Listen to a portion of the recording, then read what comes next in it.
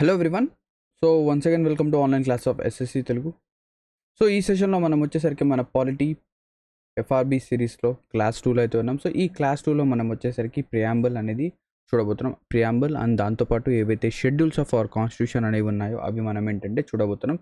So basically preamble అంటే ఏంటి, ఓకేనా? సో మనం ఎప్పుడైతే మన కాన్స్టిట్యూషన్ని కనుక మనం ఓపెన్ చేస్తే అందులో ఫర్ ద ఫస్ట్ పేజ్ ఏదైతే ఫస్ట్ పేజ్ అనేది ఉంటుందో దాన్ని మనం ఏమంటాం, ప్రియాంబుల్ అంటాం. ఇందులో మనకేంటంటే మన యొక్క కాన్స్టిట్యూషన్ అనేది ఏ విధంగా ఉంది, ఇందులో ఎటువంటి ఫీచర్స్ అనేవి ఉన్నాయి, ఇది మనం ఏ విధంగా తయారు చేసాం, దీని యొక్క సమరీ అన్నమాట. చాలా సింపుల్గా చెప్పాలంటే మన కాన్స్టిట్యూషన్ యొక్క సమరీగా మనం ఈ ప్రియాంబుల్ని చెప్తాం. సో ఈ ప్రియాంబుల్ అనేది ఏ విధంగా ఉంటుంది, ఎలాగా అనేది మనం ఒకసారి చూద్దాం. దానికంటే ముందు ఏదైతే మన యొక్క మైండ్ మ్యాప్ ఏదైతే ఉందో ఇది మీకు ఈ విధంగా కనిపిస్తుంది, ఓకేనా? సో ప్రియాంబుల్ ఒకసారి కనుక మనం చూస్తే the constitution of India preamble, ఇందులో ఏమని చెప్తున్నారు చూడండి, చాలా చాలా ఇంపార్టెంట్. ఏవైతే బోల్డ్లో ఉన్నాయో టెక్స్ట్, ఏదైతే టెక్స్ట్ బోల్డ్లో ఉందో అది చాలా ఇంపార్టెంట్ మనకు.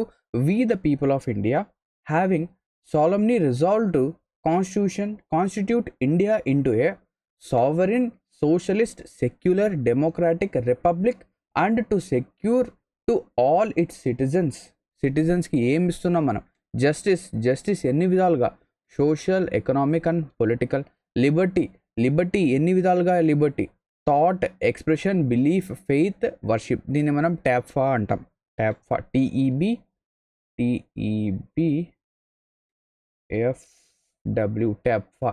సో థాట్, ఎక్స్ప్రెషన్, బిలీఫ్, దీని తర్వాత ఫెయిత్, దీని తర్వాత వర్షిప్, దీని తర్వాత equality of status and opportunity, దీని తర్వాత ఫ్రాటర్నిటీ అంటే బ్రదర్హుడ్ అంటాం. Fraternity assuring the dignity of, ఇది కూడా ఇంపార్టెంట్ మనకు, assuring the dignity of the individual and the unity and integrity of the nation in our constituent assembly. ఏదైతే మనం first క్లాస్లో డిస్కస్ చేస్తాం కదా, ఏదైతే మన కాన్స్టిట్యూయెంట్ అసెంబ్లీ అనేది ఉందో అది సెషన్స్లో కూర్చునింది. అండ్ దాంతోపాటు మనకేంటంటే ఈ కాన్స్టిట్యూయెంట్ అసెంబ్లీ అంటే ఇక్కడ చూడండి, బేసికలీ ఈ ప్రియాంబుల్ అనేది ఏంటంటే ఏదైతే మనకు 13th of December 1946న Jawaharlal Nehru గారు ప్రపోజ్ చేసిన ఆబ్జెక్టివ్ రెజల్యూషన్ అనేది ఉందో ఆ ఆబ్జెక్టివ్ రెజల్యూషన్ని మనం ఏం చేసామంటే మాడిఫై చేసి ప్రియాంబుల్గా దీన్ని మనం ఏంటంటే తయారు అనేది చేసాం.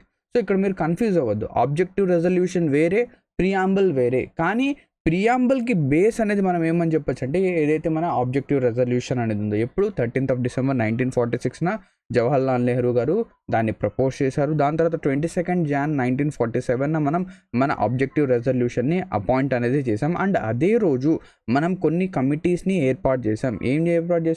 8 మేజర్ కమిటీస్ అండ్ 13 మైనర్ కమిటీస్ని అపాయింట్ చేసాం. సో ఆ మేజర్ కమిటీస్, మైనర్ కమిటీస్ ఏంటి అనేది మనం ఆల్రెడీ చూసాం, ఓకేనా? క్లియర్. ఎప్పుడు అడాప్ట్ చేస్తాం చూడండి, in our constituent assembly this 26th day of November. So 26th of November 1949న మనం దీన్ని అడాప్ట్ అయితే చేసాం. కానీ దీన్ని ఎన్ఫోర్స్ చేసింది 26th of January 1950. Hereby adopt, enact and give to ourselves this constitution. Clear. ఇప్పుడు చూద్దాం. సో ఏదైతే మన ప్రియాంబుల్ అనేది ఉందో ఇది మనం ఎక్కడి నుంచి తీసుకున్నాం, ఈ కాన్సెప్ట్ అనేది మనం ఎక్కడి నుంచి తీసుకున్నాం అంటే ఆస్ట్రేలియా నుంచి మనం ఏంటంటే ఇది తీసుకున్నాం. అండ్ దీని యొక్క లాంగ్వేజ్ అంటే ఏంటి, we the people of India అలా ఉంది కదా, అలా ఆ లాంగ్వేజ్ అనేది మనం ఆస్ట్రేలియా నుంచి తీసుకున్నాం. సో ఏదైతే ఈ ప్రియాంబుల్ అనేది ఉందో ఇదేంటి, it is a modified version of objective resolution. ఇది ఎప్పుడు మనం అడాప్ట్ చేసాం, 22nd of January మనం దీన్ని అడాప్ట్ చేసింది. 22nd of January 1949న మనం ప్రియాంబుల్ని అడాప్ట్ చేసాం. అండ్ ఎన్ఫోర్స్ చేసింది ఇక్కడ చూడండి date 26th of November 1949 enforce చేసింది. సో 22nd January 1949న మనం దీన్ని అడాప్ట్ చేసాం. అండ్ ఎన్ఫోర్స్ చేసింది 26th of January 1950న మనం ఏంటంటే ఈ ప్రియాంబుల్ని ఎన్ఫోర్స్ అయితే చేసాం. క్లియరా? నెక్స్ట్ ఇక్కడ చూడండి స్టేట్మెంట్, అంటే ఇక్కడ ఎన్ఫోర్స్, ఇక్కడ అడాప్ట్ చేసిందేమో ఇది. Clear. So 26th of January 1949న మనం అడాప్ట్ చేసాం. కానీ మనం ఇక్కడ చూడండి ఏదైతే మన కాన్స్టిట్యూషన్ అనేది క్రియేట్ అయిన వెంటనే కొన్ని థింగ్స్ మాత్రమే మనం ఏంటంటే వెంటనే అడాప్ట్ చేసాం. దాని తర్వాత మనం ఏం చేసాం, కొద్ది రోజుల టైం తర్వాత అంటే 26th of Januaryన ప్రతిదీ ఈచ్ అండ్ ఎవ్రీ కాన్సెప్ట్ అనేది మనం అడాప్ట్ చేసాం. సో అదేవిధంగా ఈ ప్రియాంబుల్ అనేది కూడా మనం ఏంటంటే ఇది మనం ఎన్ఫోర్స్ చేసింది వచ్చేసరికి 26th of January 1950. క్లియర్. ఈ విధంగా నెక్స్ట్ ఇప్పుడు దీని యొక్క ఏదైతే మన ప్రియాంబుల్ అనేది ఉందో దీన్ని బేస్ చేసుకొని కొంతమంది ఎవరైతే ఫేమస్ పర్సనాలిటీస్ ఉన్నారో వాళ్ళు ఏంటంటే వాళ్ళ యొక్క ఒపీనియన్స్ అనేవి షేర్ చేస్తారు. ఆ ఒపీనియన్స్ అనేవి ఏంటి చూద్దాం. ఇక్కడ చూడండి స్టేట్మెంట్స్ పాస్. సో మన ప్రియాంబుల్ని it is an ID card of constitution. అంటే ప్రియాంబుల్ అనేది ఒక ఐడి కార్డ్ ఆఫ్ కాన్స్టిట్యూషన్గా ఎవరు చెప్పారంటే ఎన్ఏ పాల్కివాలా చెప్పారు. అండ్ అదేవిధంగా it is a horoscope of కాన్స్టిట్యూషన్గా మనం కేఎం మున్షి గారు ఏం చేస్తున్నారు, బిజినెస్ చేస్తున్నారు. అవునా, మనం ఆల్రెడీ చూసాం. కీ నోట్ ఆఫ్ ద కాన్స్టిట్యూషన్గా మనం ఎవరు చెప్పారు, ఎర్న్స్ట్ బేకర్ చెప్పడం అయితే జరిగింది.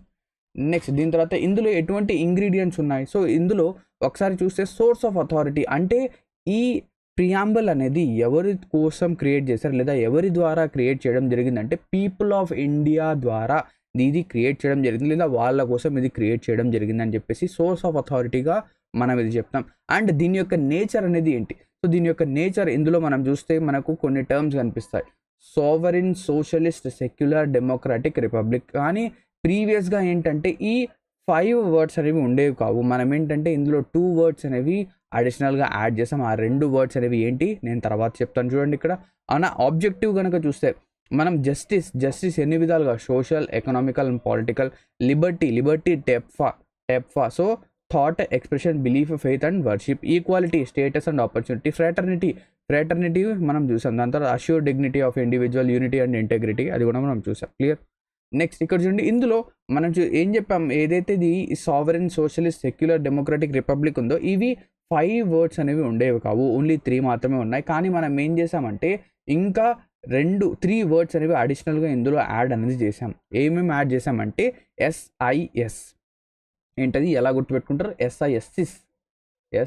సో ఈ వర్డ్స్ అనేవి యాడ్ చేసాం. అది ఈ అమెండ్మెంట్ అనేది ఏదైనా మనము మన కాన్స్టిట్యూషన్ని మార్చాలంటే మనం ఏం చేయాలి, అమెండ్మెంట్ అనేది చేయాలి.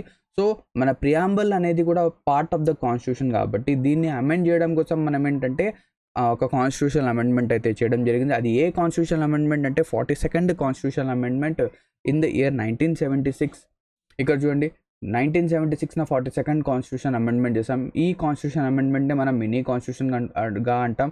ఇందులో మనం ఏం యాడ్ చేసాం, ఇంటెగ్రిటీ, సోషలిస్ట్, సెక్యులర్, ఇంటెగ్రిటీ మనం యాడ్ చేసాం. సో ఇక్కడ చూడండి ఏదైతే సోషలిస్ట్, సెక్యులర్ అనేది ఉందో అండ్ దాంతోపాటు మనకు కింద ఇక్కడ ఇంటెగ్రిటీ, యూనిటీ అండ్ ఇంటెగ్రిటీ ఉంది కదా ఫ్రాటర్నిటీలో. ఈ 3 టర్మ్స్ అనేవి మనం అడిషనల్గా యాడ్ చేసాం. ప్రీవియస్గా ఏదైతే originally sovereign, democratic and republic మాత్రమే ఉండేది. సోషలిస్ట్, సెక్యులర్, సోషలిస్ట్ అంటే ఎటువంటి జనాలకి మేలు చేయాలి, సెక్యులర్ అంటే ఒక స్పెసిఫిక్ రిలీజియన్ని మనం ప్రమోట్ చేయము, ఆ విధంగా అంటే అందరూ కూడా ఈక్వల్గా ఉండాలి, ఆ విధంగా మనం ఇక్కడ దీన్ని డిజైన్ అయితే చేసాం. క్లియర్. ఇది నెక్స్ట్ దీని తర్వాత ఈ ఏదైతే ప్రియాంబల్ అనేది ఉందో దీనిపైన మనకి ఏంటంటే మల్టిపుల్ కేసెస్ అనేవి జరిగాయి. ఫస్ట్ కేసు వచ్చేసరికి Berubari case in the year 1960లో బేరుబారి కేసు వచ్చింది. సో ఈ బేరుబారి కేసులో ఏం చెప్పడం జరిగిందంటే ప్రియాంబల్ అనేది కాన్స్టిట్యూషన్లో ఒక పార్ట్ అనేది కాదు, సో దీన్ని అమెండ్ చేయడం అనేది కుదరదు అని చెప్పేసి ఇక్కడ చెప్పడం జరిగింది. So preamble is not a part of constitution and it cannot be amended through constitution amendment అనేది చెప్పడం జరిగింది. కానీ ఏదైతే కేబీసీ కేసు ఉందో, కేశవనంద్ భారతి కేసు ఉందో, ఎప్పుడు 1973లో జరిగిన కేశవనంద్ భారతి కేసు ఉందో, సో ఇందులో ఏం చెప్పారంటే ప్రియాంబుల్ అనేది కాన్స్టిట్యూషన్లో ఒక పార్టే అండ్ దీన్ని మనం అమెండ్ చేయొచ్చు అని చెప్పేసి చెప్పడం జరిగింది. అండ్ దాని తర్వాత ఏదైతే దీని తర్వాత వచ్చిన 1976లో వచ్చిన 42nd కాన్స్టిట్యూషన్ అమెండ్మెంట్ ద్వారా మనం ఏం చేసాం, దీన్ని అమెండ్ అయితే చేసాం. సో ఇందులో సుప్రీంకోర్టు, హైకోర్టు ఏదైతే డెసిషన్స్ అనేవి ఇచ్చాయో అవి వెనక్కి తీసుకోవడం జరిగింది. ఎందుకు, ప్రీవియస్గా చూస్తే బేరుబారి కేసులో కాన్స్టిట్యూషన్ ఏదైతే ప్రియాంబుల్ ఉందో అది కాన్స్టిట్యూషన్లో పార్ట్ కాదని చెప్పడం జరిగింది. సో ఎప్పుడైనా కూడా ఇలా ఒక ఆల్రెడీ ఇచ్చిన జడ్జిమెంట్ని మనం రివర్స్ చేయాలి అంటే ఏదైతే లెటెస్ట్ సే బేరుబారి కేసులో ఒక 5 మెంబర్స్ జడ్జెస్ కూర్చున్నారు, ఇక్కడ కేశవనంద భారతిలో 7 మెంబర్స్ లేదా 5 కంటే ఎక్కువ మెంబర్స్ కూర్చోలేదు. అజంప్షన్ నేను చెప్తున్నాను, ఎగ్జాక్ట్గా ఈ ఫిగర్స్ అయితే కావు. అంటే ఏదైనా ఒక జడ్జిమెంట్ అనేది మనము ఏం చేయాలి, దాన్ని మార్చి రాయాలి అంటే ఏదైతే బెంచ్ అనేది కూర్చుంటుందో అది హయ్యర్ బెంచ్ కావాలి. సో ఇక్కడ చూడండి requires more bench of judges and దాంతోపాటు ఇక్కడ మనకేంటంటే 13 జడ్జెస్ కూర్చోవడం జరిగింది. సో 13 జడ్జెస్ బెంచ్ అనేది ఇక్కడ కూర్చోవడం జరిగింది. వీళ్ళ యొక్క తీర్పు అనేది ఇవ్వడం జరిగింది, హైయెస్ట్ టిల్ నౌ. అండ్ దాంతోపాటు ఏదైతే ఎల్ఐసి కేసు అనేది జరిగిందో ఆ ఎల్ఐసి కేసు అనేది కూడా ఏదైతే కేబీసీ కేసు అనేది ఉందో ఇది కరెక్టే అని చెప్పేసి దాని యొక్క కన్ఫర్మేషన్ ఇవ్వడం జరిగింది. సో ఇది ప్రియాంబుల్ గురించి. నెక్స్ట్ ఇప్పుడు మన కాన్స్టిట్యూషన్ ఏదైతే ఉందో ఆ కాన్స్టిట్యూషన్ అనేది మనం క్రియేట్ అనేది చేసేటప్పుడు ప్రీవియస్గా మనం చూసాం ఏదైతే మన కాన్స్టిట్యూషన్ ఉందో అది లాంగెస్ట్ రిటర్న్ కాన్స్టిట్యూషన్. ఎన్ని years, 2 years 11 months and 17 days మనకేంటంటే ఇక్కడ వచ్చింది. సో ఇక్కడ చాలామంది ఏం చెప్తారంటే సార్ 2 years 11 months 18 days కదా అంటే ఇక్కడ చూడండి 17 days 18 days ఈ రెండిటి మధ్య ఏంటంటే కొంచెం ఇది ఉంది. సో మన ఎస్ఎస్సి స్టాఫ్ సెలక్షన్ కమిషన్లో 18 days ఇవ్వడం అనేది జరుగుతుంది. కానీ ఏదైతే యూపీఎస్సీ అనేది ఉందో యూపీఎస్సీ ఏం కన్సిడర్ చేస్తుందంటే 17 daysలో కంప్లీట్ అనేది అయిపోయింది అని చెప్పేసి ఇక్కడ చెప్పడం జరుగుతుంది. సో 2 ఆప్షన్స్ అనేవి ఓకేనా మనకేంటంటే ఎప్పుడు ఇవ్వడు, రెండిట్లో ఏదో ఒకటి ఇస్తాడు. బట్ ఎస్ఎస్సి ప్రకారంగా 18 days అనేది మనం తీసుకోవచ్చు. ఏదైతే కాన్స్టిట్యూషన్ అనేది ఉందో మన కాన్స్టిట్యూషన్ అనేది క్రియేట్ చేయడానికి మేజర్ సోర్స్గా మనం ఏమని చెప్తామంటే ఏదైతే గవర్నమెంట్స్ ఆఫ్ ఇండియా యాక్ట్ 1935 ఉందో ఈ దీని యొక్క ఇన్ఫ్లుయెన్స్ అనేది మన కాన్స్టిట్యూషన్ ఆఫ్ ఇండియా పైన ఎక్కువ అనేది ఉంది.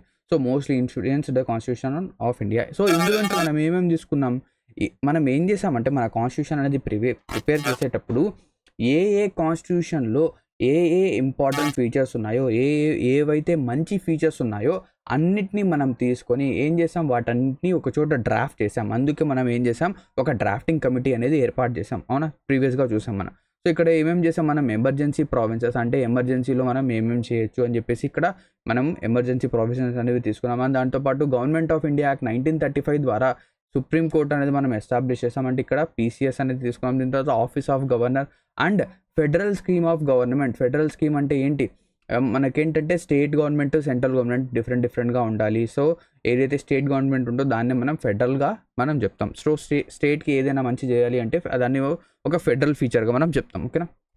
నెక్స్ట్ దీని తర్వాత యూకే నుంచి మనం ఏం తీసుకున్నాం, సో యూకే నుంచి మనం మార్షియల్ లా అనేది తీసుకున్నాం. అండ్ దాంతోపాటు ఏదైతే పార్లమెంటరీ ఫార్మ్ ఆఫ్ గవర్నమెంట్ అనేది ఉందో, so parliament type. So parliament అంటే ఏంటి, లోక్సభ, రాజ్యసభ, దాని తర్వాత ప్రెసిడెంట్. సో ఇది పార్లమెంటరీ ఫార్మ్ ఆఫ్ గవర్నమెంట్ అనేది మనం ఇక్కడ నుంచి తీసుకున్నాం. దీని తర్వాత పార్లమెంటరీ ప్రివిలేజెస్ కూడా ఇక్కడ నుంచి తీసుకున్నాం. యూకే నుంచి చాలా ఇంపార్టెంట్ సింగిల్ సిటిజన్షిప్ అనేది తీసుకున్నాం. యూఎస్ఏలో కనుక చూస్తే మనకేంటంటే డ్యువల్ సిటిజన్షిప్ అనేది ఉంటుంది. డ్యువల్ సిటిజన్షిప్ అంటే ఏంటి, మీకు కంట్రీ మొత్తానికి ఏంటంటే ఒక సిటిజన్షిప్ ఉంటుంది. అండ్ దాంతోపాటు స్టేట్ ప్రకారంగా కూడా మీకేంటంటే ఇండివిజువల్ సిటిజన్షిప్ అనేది ఉంటుంది. కానీ యూకేలో కనుక చూస్తే సింగిల్ సిటిజన్షిప్ అనేది ఉంటుంది. అండ్ మన ఇండియాలో కూడా మనకు సింగిల్ సిటిజన్షిప్పే ఉంది. సో మీరు ఎక్కడికి వెళ్ళినా కూడా మీరు ఏమని చెప్తారు, ఐఎమ్ అన్ ఇండియన్ అని చెప్తారు. కానీ నేను ఐఆమ్ అన్ ఆంధ్రప్రదేశీ లేదా ఐఆమ్ ఏ తమిళనాడియన్ అలా అని చెప్తామా, కాదు కదా. మనకేంటంటే సింగిల్ సిటిజన్షిప్ ఉంది. అండ్ దాంతోపాటు రూల్ ఆఫ్ లా అనేది కూడా మనం ఎక్కడి నుంచి తీసుకున్నాం, చాలా ఇంపార్టెంట్. రిట్స్ ఏవైతే 5 రిట్స్ అనేవి ఉన్నాయో ఆ రిట్స్ అనేవి ఇక్కడ నుంచి తీసుకున్నాం. దీంతోపాటు legislative procedure and bicameral parliament. So parliament కనుక వస్తే అది మనం యూకే నుంచి తీసుకున్నాం. బైకామెరల్ అంటే 2 హౌసెస్ ఉండాలి, హౌస్ ఆఫ్ పీపుల్, దాని తర్వాత మనం ఇంకా లోక్సభ, రాజ్యసభ ఈ 2 హౌసెస్ అనేవి ఉండాలి. క్లియర్. నెక్స్ట్ దీని తర్వాత యూఎస్ఏ నుంచి మనం ఇంపార్టెంట్గా ఏం తీసుకున్నాం, చాలా ఇంపార్టెంట్ ఫండమెంటల్ రైట్స్ అనేవి మనం ఏం చేసాం ఇక్కడ తీసుకోవడం అనేది జరిగింది. అండ్ దాంతోపాటు ఏదైతే ప్రియాంబుల్ అనేది ఉందో, సో ఇక్కడ మనం చూసాం కదా ప్రియాంబుల్ కాన్సెప్ట్ అనేది మనం ఎక్కడి నుంచి తీసుకున్నాం, ప్రీవియస్గా చూసాం ప్రియాంబుల్ యూఎస్ఏ నుంచి మనం తీసుకున్నాం. కానీ దాని యొక్క లాంగ్వేజ్ అనేది ఆస్ట్రేలియా నుంచి తీసుకోవడం జరిగింది. అండ్ దాంతోపాటు ఇక్కడ సపరేషన్ ఆఫ్ పవర్ అనేది కూడా యూఎస్ఏ నుంచి తీసుకున్నాం. సపరేషన్ ఆఫ్ పవర్ అంటే ఏంటి, ఇక్కడ మనకేంటంటే 3 ఆర్గన్స్ ఆఫ్ గవర్నమెంట్ అనేది ఉంటుంది. ఒక గవర్నమెంట్కి 3 ఆర్గన్స్ అనేవి ఉంటాయి. ఏంటవి, ఓకేనా, ఏంటవి, ఫస్ట్ ఆఫ్ ఆల్ లెజిస్లేచర్ ఎవరైతే కూర్చొని లాస్ అనేవి క్రియేట్ చేస్తారో. ఇంకోటి వచ్చేసరికి ఎగ్జిక్యూటివ్, లెజిస్లేచర్, ఎగ్జిక్యూటివ్. అండ్ ఇంకోటి వచ్చేసరికి మనకు judiciary, legislature, executive, judiciary. So legislature ఏం చేస్తుంది, లాస్ని క్రియేట్ చేస్తుంది. ఎగ్జిక్యూటివ్ ఏం చేస్తుంది, ఏవైతే లాస్ అనేవి క్రియేట్ అయ్యాయో వాటిని ఇంప్లిమెంట్ చేస్తుంది. జ్యుడిషియరీ ఏం చేస్తుంది, ఏవైతే ఎగ్జిక్యూటివ్ పనులు చేస్తుందో లేదా ఏవైతే లాస్ అనేవి వర్క్ అవుతున్నాయో వాటిపైన ఏమైనా ఇష్యూస్ కనుక ఉంటే దాన్ని సాల్వ్ చేయడం వచ్చేసరికి జ్యుడిషియరీ చేస్తుంది. ఇక్కడ చూస్తే ఈ 3 ఆర్గన్స్ ఏవైతే ఉన్నాయో వీటి మధ్య సెపరేషన్ ఆఫ్ పవర్ అనేది ఉండాలి. అంటే లెజిస్లేచర్ వాళ్ళు ఎగ్జిక్యూటివ్ వాళ్ళపైన ఫోర్స్ అనేది చేయకూడదు, వాళ్ళ పనిలో అడ్డు రాకూడదు. అదేవిధంగా ఎగ్జిక్యూటివ్ వాళ్ళు లెజిస్లేచర్ కింద లేదా ఎగ్జిక్యూటివ్ వాళ్ళు జ్యుడిషియరీ వాళ్ళపైన అడ్డు చేయకూడదు. కానీ ఇక్కడ మనకేంటంటే మన ఇండియాలో స్ట్రిక్ట్ సెపరేషన్ ఆఫ్ పవర్ అనేది లేదు. అంటే ఇక్కడ ఏం జరుగుతుందంటే ఏదైతే జ్యుడిషియరీ అనేది ఉందో ఇది ఏం చేస్తుంది, ఏదైతే ఎప్పుడైనా ఇక్కడ చూడండి మనకేంటంటే కొన్నిసార్లు స్టేట్స్ లేదా సెంటర్ ఏం చేస్తుందంటే స్టేట్స్కి అన్యాయం చేయడం కోసం స్టేట్స్కి అన్యాయం చేస్తుంది. ఏ విధంగా చేస్తుంది మనం చూస్తూనే ఉన్నాం. ఏదైతే సదరన్ స్టేట్స్ అనేవి ఉన్నాయో అందులో మనకేంటంటే మన కాంట్రిబ్యూషన్ అనేది ట్యాక్స్ పరంగా మన కాంట్రిబ్యూషన్ అనేది ఎక్కువగా ఉంటుంది. కానీ సెంట్రల్ గవర్నమెంట్ నుంచి ఫండ్ అలొకేషన్ అనేది మన సదరన్ స్టేట్స్‌కి కొంచెం తక్కువగా రావడం జరుగుతుంది. సో, అలా జరిగినప్పుడు ఇక్కడ ఏమవుతుంది, జ్యుడిషియరీ అనేది పిక్చర్‌లోకి వచ్చి ఏదైతే లెజిస్లేచర్ ఏదైతే ఉందో లాస్ అనేవి క్రియేట్ చేస్తున్నారో వాళ్ళని మందలించొచ్చు. అంటే ఇక్కడ ఎటువంటి స్ట్రిక్ట్ సెపరేషన్ ఆఫ్ పవర్ అనేది లేదు. అవునా? కానీ వేరే కంట్రీస్ గనక తీసుకుంటే అంటే యూఎస్ఏ గనక తీసుకుంటే అక్కడ మనకేంటంటే స్ట్రిక్ట్ సెపరేషన్ ఆఫ్ పవర్ అనేది ఉంది. So, separation of power USA నుంచి మనం తీసుకున్నాం. కానీ స్ట్రిక్ట్ సెపరేషన్ అనేది మన ఇండియాలో లేదు. And constitution is the supreme thing. అంటే కాన్స్టిట్యూషన్‌కి మించి ఆ కంట్రీలో ఏది లేదని చెప్పేసి యూఎస్ఏ నుంచి తీసుకున్నాం. అండ్ దాంతోపాటు ఇండిపెండెన్స్ ఆఫ్ జ్యుడిషియరీ అనేది ఇండిపెండెంట్‌గా ఉండాలి. Removal of procedure of supreme court and high court. Judiciary అనేది అన్నిటికంటే సుప్రీం. అంటే ఇక్కడ నుంచి కదా మనం సుప్రీం కోర్ట్ అని తీసుకున్నాం. అండ్ దాంతోపాటు జ్యుడిషియల్ రివ్యూ అనేది తీసుకున్నాం. Equal protection of law USA నుంచి తీసుకున్నాం. దీని తర్వాత election of head of the state. అంటే ప్రెసిడెంట్ యొక్క ఎలక్షన్స్ అనేవి మనం ఎక్కడి నుంచి తీసుకున్నాం. సో, యూఎస్ఏలో ఎవరు ఉంటారు, ప్రెసిడెంట్. ఆయన యొక్క ఎలక్షన్స్ ప్రెసిడెంట్ మనం ఎలెక్ట్ చేయాలి అనేది మనం ఎక్కడి నుంచి తీసుకున్నాం. కానీ యూఎస్ఏలో డైరెక్ట్ ఎలక్షన్ జరుగుతుంది. కానీ మన ఇండియాలో ఇండైరెక్ట్ ఎలక్షన్స్ అనేవి జరుగుతాయి. సో, ఇంపీచ్మెంట్ ఆఫ్ ప్రెసిడెంట్ని ఎలా రిమూవ్ చేయాలి అది కూడా మనం యూఎస్ఏ నుంచి తీసుకున్నాం. Post of vice president. So, president vice president ఇద్దరు మనం యూఎస్ఏ నుంచి తీసుకున్నాం. ఫినాన్షియల్ ఎమర్జెన్సీ జరిగినప్పుడు మనం ఏం చేయాలి, ఇదంతా యూఎస్ఏ నుంచి తీసుకున్నాం. ఇవి ఇంపార్టెంట్ థింగ్స్ అనమాట. క్లియర్. నెక్స్ట్ ఇప్పుడు కెనడా నుంచి తీసుకున్నాం. సో, సి అంటే కెనడా, సి అంటే సెంటర్. సి అంటే సెంటర్. అంటే ఏదైనా కానివ్వండి సెంటర్కి హెల్ప్ చేయడం కోసం లేదా సెంటర్ యొక్క పవర్స్ని ఇంక్రీజ్ చేయడం కోసం మనం పని చేస్తున్నామంటే అది మనం కెనడా నుంచి తీసుకున్నాం. So, federation with strong centre. Federation అంటే ఏంటి, ఏవైతే స్టేట్స్ అనేవి ఉన్నాయో అవన్నీ కలిసి ఉండాలి. కానీ ఏదైతే సెంటర్ అనేది ఉందో ఈ ఫెడరేషన్ కంటే స్ట్రాంగ్గా ఉంటుంది అని చెప్పేసి ఇక్కడ చెప్పడం జరిగింది. అంటే ఇక్కడ ఏవైతే స్టేట్స్ ఉన్నాయో అవి కంట్రీ మొత్తానికంటే పవర్ఫుల్గా ఉండకూడదు. అంటే సెంట్రల్ గవర్నమెంట్ కంటే స్టేట్ గవర్నమెంట్ అనేది కొంచెం తక్కువగానే ఉండాలి. అలాగా మనం తీసుకోవచ్చు. Next, centre appoints governor of the states. అంటే ఏదైతే స్టేట్ యొక్క హైయెస్ట్ పర్సన్ ఉన్నారో ఆయన్ని ఎవరు అపాయింట్ చేస్తారు, సెంటరే అపాయింట్ చేస్తారు. సో, ఇక్కడ కూడా సెంటర్కి పవర్ ఉంది. అండ్ దాంతోపాటు రెసిడ్యువల్ పవర్. సో, ఎప్పుడైనా కూడా కొన్ని థింగ్స్ ఎమర్జెన్సీస్ అలా వచ్చినప్పుడు మనం ఏం చేస్తాం, రెసిడ్యువల్ పవర్స్ అనేవి యూస్ చేస్తాం. సో, ఇవి సెంటర్ చేతిలో మాత్రమే ఉంటాయి. అండ్ దాంతోపాటు advisory jurisdiction of supreme court. So, supreme court అనేది సెంటర్కి అంటే ఎవరైతే ప్రెసిడెంట్ ఉన్నారో సో వాళ్ళకి అడ్వైజర్ అనేది చేయొచ్చు అని చెప్పేసి ఇక్కడ మనం చెప్పొచ్చు. సో, ఇది వచ్చేసరికి ఆర్టికల్ 143లో మనకు మెన్షన్ చేయడం అయితే జరిగింది. So, C for Canada, C for centre. Next దీని తర్వాత ఆస్ట్రేలియా నుంచి మనం ఏం తీసుకున్నాం, ఏదైతే మన కాంకరెంట్ లిస్ట్ అనేది ఉందో మనం ఇక్కడ నుంచి తీసుకున్నాం. సో, కంకరెంట్ లిస్ట్ అంటే ఏంటి, మనకేంటంటే ఏవైతే ఐటమ్స్ అనేవి ఉన్నాయో లిస్ట్ అనేవి ఉన్నాయో అవి 3 టైప్స్ ఆఫ్ ఉంటాయి. ఏంటది, స్టేట్ లిస్ట్, దీని తర్వాత యూనియన్ లిస్ట్, దీని తర్వాత మనకేంటంటే కంకరెంట్ లిస్ట్. సో, స్టేట్ అంటే స్టేట్కి మాత్రమే హక్కు ఉంటుంది, యూనియన్ అంటే యూనియన్కి మాత్రమే హక్కు ఉంటుంది. కంకరెంట్ అంటే ఈ పర్టికులర్ థింగ్లో స్టేట్ అండ్ యూనియన్ ఇద్దరు కూడా లాస్ అనేవి క్రియేట్ చేయొచ్చు. కానీ ఒకవేళ స్టేట్ అనేది ఒకసారి లా క్రియేట్ చేసింది కానీ ఆ కంకరెంట్ లిస్ట్లో ఉన్న ఐటమ్కి పైన యూనియన్ అనేది లా క్రియేట్ చేస్తే యూనియన్ యొక్క లానే, యూనియన్ యొక్క ఏదైతే రూల్స్ అండ్ రెగ్యులేషన్స్ ఉన్నాయో అవే ప్రివైల్ అవుతాయి అని చెప్పేసి ఇక్కడ మనకు తెలుస్తుంది. Next, freedom of trade and commerce. ఆస్ట్రేలియాలో ఏదైతే ట్రేడ్ అండ్ కామర్స్ అనేది ఉందో అది కూడా మనం ఇక్కడ నుంచి తీసుకున్నాం. Next, joint sitting of the 2 houses. So, ఇక్కడ ఆస్ట్రేలియాలో కూడా చూడండి మనం ఏమని చేయొచ్చు, ఫస్ట్ ఆఫ్ ఆల్ ఎస్, ఆస్ట్రేలియాలో ఎస్ తీసుకున్నాం. దీని తర్వాత ట్రా, దీని తర్వాత L. So, S for what, sitting.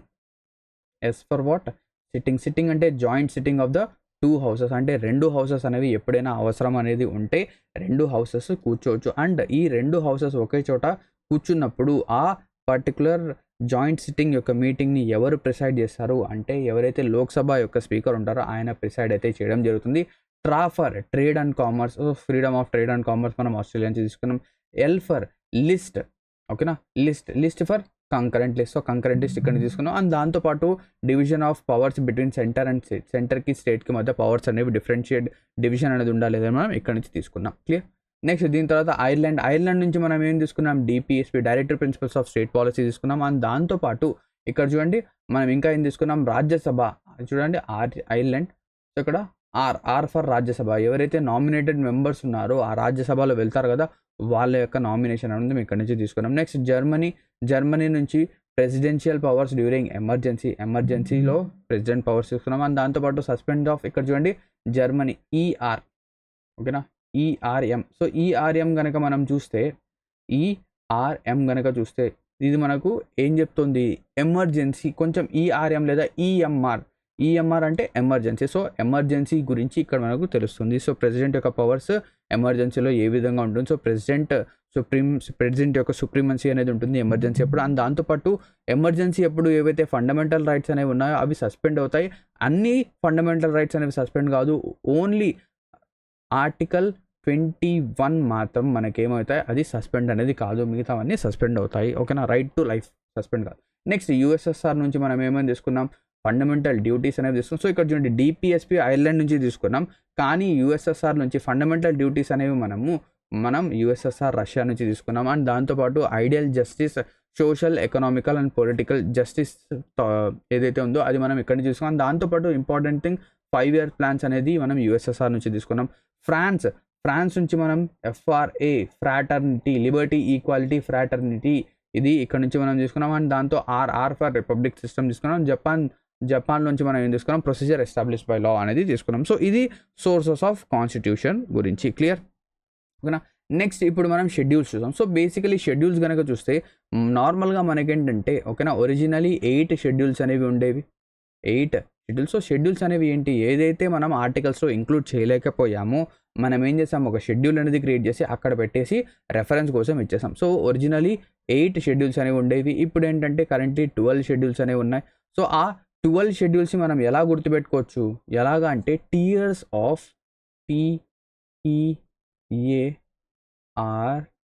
Tears of old PM. So tears of old PM ఇలా మనం ఏంటంటే గుర్తుపెట్టుకోవచ్చు. T for territory expansion and jurisdiction, అంటే మన టెరిటరీ యొక్క ఎక్స్పాన్షన్ అండ్ దాని యొక్క జ్యూరిస్డిక్షన్ ఏ విధంగా ఉంటుంది అనేది మనకు ఫస్ట్ షెడ్యూల్లో చెప్పడం జరుగుతుంది. ఈ అంటే ఎమాల్యుమెంట్స్. ఎమాల్యుమెంట్స్ అంటే ఏంటి? శాలరీస్. ఎవరి యొక్క శాలరీస్? సుప్రీంకోర్టు జడ్జెస్, దీని తర్వాత supreme court judges, high court judges, CAG యొక్క శాలరీస్. దీని తర్వాత ఇవన్నీ కూడా ఇక్కడ మనకు ప్రెసిడెంట్ యొక్క ప్రెసిడెంట్ యొక్క శాలరీ, వైస్ ప్రెసిడెంట్ యొక్క శాలరీ, ఇవన్నీ కూడా మనకేంటంటే ఎమాల్యుమెంట్స్లో శాలరీస్, ఎమాల్యుమెంట్స్ లేదా శాలరీస్. ఎమాల్యుమెంట్స్ మనం శాలరీస్ అంటాం. Next oath and affirmation. Oath and affirmation అంటే ఏదైతే ప్రెసిడెంట్, వైస్ ప్రెసిడెంట్ తప్ప, అంటే సుప్రీంకోర్టు జడ్జెస్ యొక్క oath and affirmation, high court judges యొక్క ఓత్ అండ్ అఫర్మేషన్, దీంతోపాటు ఎవరైతే మెంబర్స్ ఉన్నారో వాళ్ళ యొక్క ఓత్ అండ్ అఫర్మేషన్, క్యాగ్, వీళ్ళందరి యొక్క ఓత్ అండ్ అఫర్మేషన్స్ మనకు షెడ్యూల్ నెంబర్ 3లో కనిపిస్తాయి. Next R for Rajya Sabha seats. ఏవైతే రాజ్యసభలో సీట్స్ అనేవి ఉన్నాయో ఆ అలొకేషన్ అనేది మనకు 4th షెడ్యూల్లో చెప్పడం జరుగుతుంది. Next S for scheduled areas. So scheduled areas గురించి ఇక్కడ మనకు 5th షెడ్యూల్లో చెప్పడం జరుగుతుంది. అండ్ ఓ ఫర్ ఫస్ట్ ఇక్కడ చూడండి షెడ్యూల్డ్ ఏరియాస్ తర్వాత అదర్ షెడ్యూల్డ్ ఏరియాస్. ఏవైతే రిమైనింగ్ షెడ్యూల్డ్ ఏరియాస్ ఉన్నాయో అవి మనకు 6th షెడ్యూల్లో చెప్పడం జరుగుతుంది. సో అదర్ షెడ్యూల్డ్ ఏరియాస్ అంటే ట్రైబల్ ఏరియాస్. సో ఈ ట్రైబల్ ఏరియాస్లో అంటే 6th షెడ్యూల్లో మనకు ఏమేం స్టేట్స్ అనేవి ఉంటాయి అంటే అస్సాం, త్రిపుర, మిజోరాం అండ్ మేఘాలయ. ఇది ఎలా గుర్తుపెట్టుకుంటారు?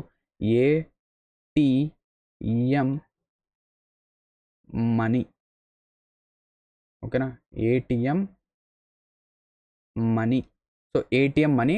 కానీ ATM మనీలో, ఓకేనా, ATM మనీలో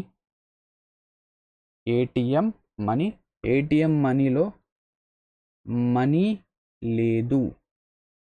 ATM మనీ మనీలో, ATMలో ఏముంది? మనీ లేదు. So ATM money. So A for Assam, T for Tripura, M for Mizoram, దీని తర్వాత M ఫర్ మేఘాలయ, మిజోరాం. ఓకేనా? ఇలాగైనా గుర్తుపెట్టుకోండి. ATM money. So A Assam, T Tripura, M Mizoram, Meghalaya, Mizoram.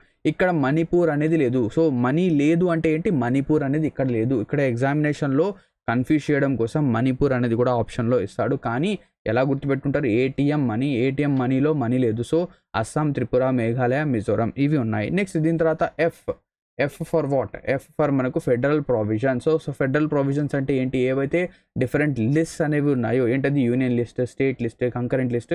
So ఇక్కడ కంకరెంట్ లిస్ట్ అనేది మనం ఎక్కడి నుంచి తీసుకున్నాం? ఇంతకుముందే మనం డిస్కస్ చేసాం.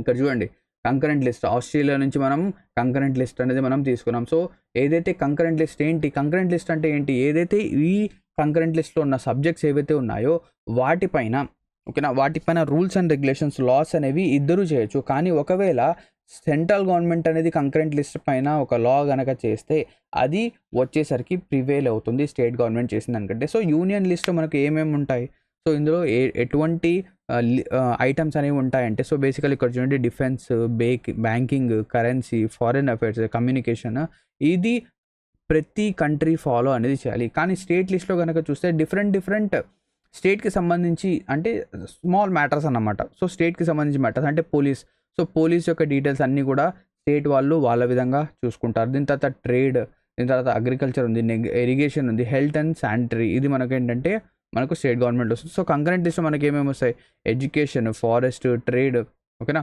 సో ఇక్కడ ట్రేడ్ అక్కడ వచ్చింది, ఇక్కడ వచ్చింది, సో రెండిట్లో ఏదో ఒక చోట మాత్రమే ఉంటుంది, ఓకేనా. సో ట్రేడ్ అండ్ కామర్స్ చెప్పొచ్చు. సో మ్యారేజ్, దీని తర్వాత అడాప్షన్, దీని తర్వాత succession, weights and measures. So ఈ వెయిట్స్ అండ్ మెజర్స్ అనేది మనము 42nd కాన్స్టిట్యూషన్ అమెండ్మెంట్ తర్వాత మనం దీన్ని కన్వర్ట్ చేసాం. సో అది దాంతోపాటు ఎడ్యుకేషన్, ఫారెస్ట్, ఇవి రెండు కూడా మనం ఏం చేస్తాం 42nd అమెండ్మెంట్ ద్వారా దీన్ని మనం ట్రాన్స్ఫర్స్ అనేది చేసాము. ఎక్కడి నుంచి, యూనియన్ నుంచి కంకరెంట్కి మనం ట్రాన్స్ఫర్ అయితే చేసాము, ఓకేనా. సో స్టేట్ నుంచి కంకరెంట్కి. నెక్స్ట్ దీని తర్వాత ఆఫ్ ఎఫ్ అయిపోయింది. Next old PM. So old PM అనేది ఇప్పుడు పెండింగ్ అనేది ఉంది. 3 years of old PM. So O for official languages. So official languages ఒరిజినల్గా ఎన్ని ఉండేవి. సో బేసికలీ మన కాన్స్టిట్యూషన్ ఏదైతే క్రియేట్ అనేది చేస్తున్నప్పుడు మనకేంటంటే 14 అఫీషియల్ లాంగ్వేజెస్ అనేవి ఉన్నాయి. కానీ కరెంట్లీ ఇప్పుడు అట్ ప్రజెంట్ 22 అఫీషియల్ లాంగ్వేజెస్ అనేవి ఉన్నాయి. మనం ఏం చేసాం, ఏవైతే ఈ 8 లాంగ్వేజెస్ అనేవి ఉన్నాయో ఆ 8 లాంగ్వేజెస్ని మనం యాడ్ చేసాం. ఎలా యాడ్ చేసాం, కాన్స్టిట్యూషన్ అమెండ్మెంట్ ద్వారా యాడ్ చేసాం. So first of all first language ఏది యాడ్ చేసామంటే 21st కాన్స్టిట్యూషన్ అమెండ్మెంట్ ద్వారా సింధీ అనేది మనం యాడ్ చేసాం. 21st కాన్స్టిట్యూషన్ అమెండ్మెంట్ ద్వారా Sindhi. Next 71st constitution amendment ద్వారా కొంకణి, మణిపురి, నేపాలి, కేఎంఎన్ అనేది యాడ్ చేసాం, ఓకేనా. కొంకణి, మణిపురి, నేపాలి. దాని తర్వాత 92nd కాన్స్టిట్యూషన్ అమెండ్మెంట్ ద్వారా Bodo, Dogri, Maithili and Santhali. So BDMS, KMN, BDMS ఇది మనం యాడ్ చేసాము. నెక్స్ట్ 96th అమెండ్మెంట్ ద్వారా మనం ఏ లాంగ్వేజ్ అనేది యాడ్ చేసాం. సో బేసికలీ యాడ్ చేసింది 8 లాంగ్వేజెస్, 1 2 3 4 5 6 7 8 లాంగ్వేజెస్ యాడ్ చేసాం. కానీ 96th కాన్స్టిట్యూషన్ అమెండ్మెంట్ ద్వారా మనం ఏం చేసామంటే ఏదైతే ఒరియా అనేది ఉందో దాని యొక్క నేమ్ అనేది చేంజ్ చేసి ఒడియాగా మార్చాము. ఒరియాని మనం ఒడియాగా మార్చాము, క్లియర్.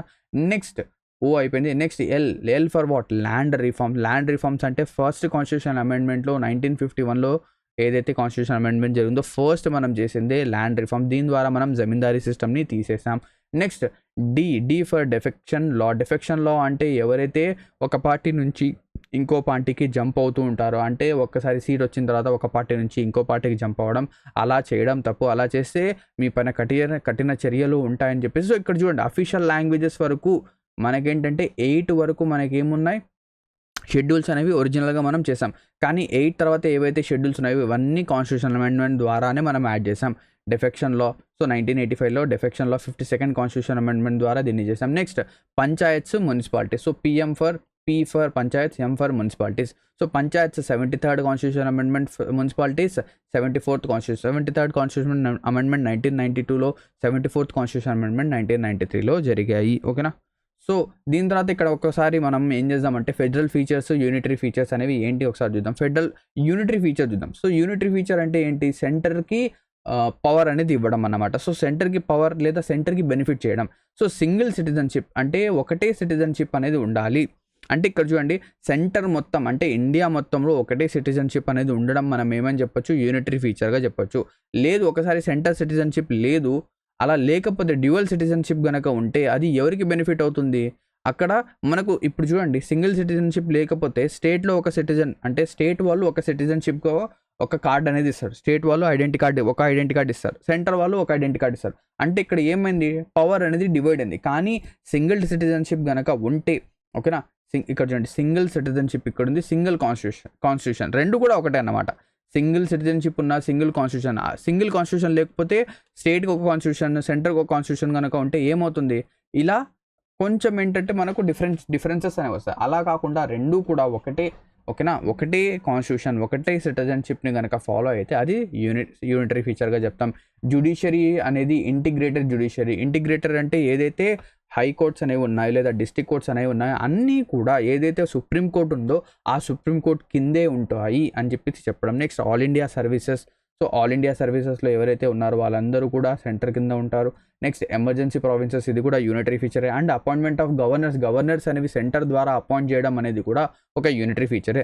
నెక్స్ట్ రిటర్న్ కాన్స్టిట్యూషన్ అనేది ఫెడరల్ ఫీచర్. ఎందుకు చెప్తున్నాం రిటర్న్ కాన్స్టిట్యూషన్ అనేది ఫెడరల్ ఫీచర్ అంటే, ఒకవేళ కాన్స్టిట్యూషన్ అనేది రిటర్న్గా లేకపోతే, అంటే ఇక్కడ మీకు డౌట్ రావచ్చు, సార్ కాన్స్టిట్యూషన్ అనేది రిటర్న్గా కాకుండా నార్మల్గా కూడా ఉంటుందా అంటే ఎస్, ఏదైతే యూకే కాన్స్టిట్యూషన్ అనేది ఉందో అది ఒక రిటర్న్ కాన్స్టిట్యూషన్ అయితే కాదు. ఎందుకు రిటర్న్ కాన్స్టిట్యూషన్ కాదు, అది ఏదైతే ప్రీవియస్గా అంటే పాతకాలంలో ఏవైతే రూల్స్ అండ్ రెగ్యులేషన్స్ ఉన్నాయో ఆ రూల్స్ అండ్ రెగ్యులేషన్స్ని ఫాలో అవుతూ వాటిని మాడిఫై చేసుకుంటూ వస్తున్నారు. అంటే మన కాన్స్టిట్యూషన్ అనేది క్రియేట్ అవ్వడానికంటే ముందు మన ఇండియాలో ప్రాపర్గా వర్క్ అవ్వడం, మన సిచ్యువేషన్ అనేది, అంటే మన ఇండియాలో ఎటువంటి రూల్స్ అండ్ రెగ్యులేషన్స్ లేవా అంటే ఉన్నాయి. మనం ప్రీవియస్గా చూసాం, ఎన్నో యాక్ట్స్ వచ్చాయి, ఎన్నో చార్టర్స్ అనేవి వచ్చాయి. కానీ మనం ఏం చేసాం, ఇవన్నీ కాకుండా ఒక మంచి కాన్స్టిట్యూషన్ అనేది క్రియేట్ చేయాలని చెప్పేసి ఒక రిటర్న్ కాన్స్టిట్యూషన్ చేసుకున్నాం. సో ఈ రిటర్న్ కాన్స్టిట్యూషన్ అనేది ఫెడరల్ ఫీచర్గా ఎందుకు ఉంటుందంటే, ఎప్పుడైతే కాన్స్టిట్యూషన్ అనేది రిటర్న్గా లేకపోతే ఏవైతే స్టేట్స్ అనేవి ఉన్నాయో వాటిని ఓకేనా వాటి యొక్క పవర్స్ అనేది మనం తీసుకోవచ్చు, వెంటనే మనం ఏం చేయొచ్చు, అమెండ్మెంట్స్ అనేవి చేయొచ్చు. కానీ ఒక రిటర్న్ కాన్స్టిట్యూషన్ కనుక ఉంటే అది ఏమవుతుంది, దాన్ని అమెండ్ చేయడం కష్టం అవుతుంది. సుప్రీమసీ ఆఫ్ కాన్స్టిట్యూషన్ సేమ్ అదే concept. Supremacy of constitution, rigidity of constitution, ఇవి మూడు కూడా ఒకటే కాన్సెప్ట్ కిందకి వస్తాయి. ఇండిపెండెన్స్ ఆఫ్ జ్యుడిషియరీ అనేది ఇండిపెండెంట్గా ఉండడం, ఓకేనా. ఇంటిగ్రేటెడ్గా ఉండడం వచ్చేసరికి యూనిటరీ ఫీచర్.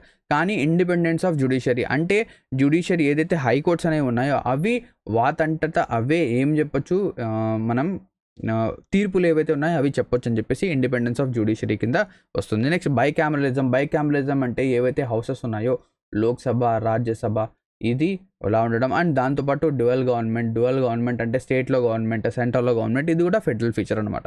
సో బేసికలీ ఇది మన యొక్క సెషన్ ఈరోజు యొక్క.